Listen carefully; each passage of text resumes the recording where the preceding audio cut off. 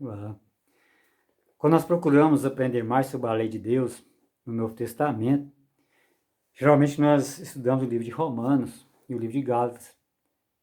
O apóstolo Paulo fala mais profundamente sobre a lei.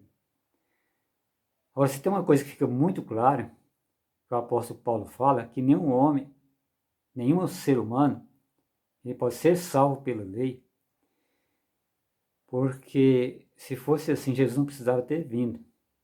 Jesus veio exatamente por isso. Mas é evidente que nenhum ser humano no mundo nunca foi salvo pela lei, somente pela graça. Mesmo no Antigo Testamento, as pessoas eram salvas pela graça. Porque apesar de existir a lei, existia ali a matança dos cordeiros, que aquilo representava Jesus que viria para morrer, para salvar toda a humanidade. Desde Adão até o último ser humano, ele é salvo pela morte de Jesus na cruz. Ora, a morte de Jesus na cruz não descarta a obediência à lei de Deus. Mesmo porque Jesus ele morreu, não foi por obedecer à lei de Deus, muito pelo contrário. Jesus morreu em lugar do ser humano, ele morreu no lugar do pecador. Porque está escrito, maldito aquele que for morto no madeiro, porque a morte no madeiro era a penalidade máxima da lei. Jesus morreu no madeiro como um transgressor, porque ele morreu no nosso lugar. Mas Jesus mesmo ele obedeceu à lei de Deus. Ele não foi morto por obedecer. Então, por causa do homem, ele foi morto como uma pessoa transgressora da lei. Agora, o apóstolo Paulo, ele também ele fala bem da lei, podemos dizer assim. Porque ele fala em Romanos 7, aqui no verso 22. Porque no tocante ao homem interior, tenho prazer na lei de Deus. O que significa esse homem interior? Segundo a palavra de Deus, esse homem interior é o homem transformado por Cristo, o homem que foi salvo, transformado pela graça. Porque ali no livro de 2 Coríntios 4, verso 16, ali o apóstolo Paulo fala, mesmo que o seu homem exterior se corrompa, o homem interior se renova a cada dia. Então esse homem interior é aquele que está sempre no caminho da santificação, ele está se renovando, está se santificando. E a santificação leva o homem cada vez mais a obedecer a Deus.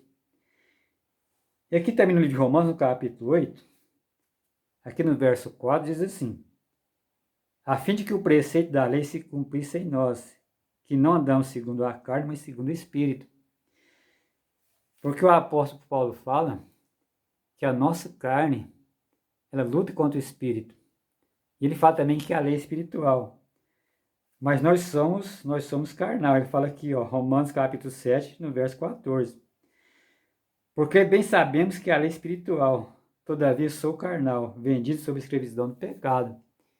Então a carne combate contra o espírito, e se a lei é espiritual, e se a carne é contra a vontade de Deus, sem dúvida a lei está de acordo com a vontade de Deus, porque a lei é espiritual.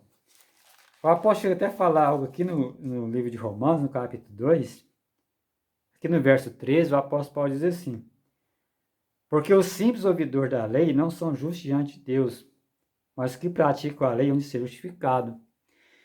Mas o homem só pode praticar a lei através da fé.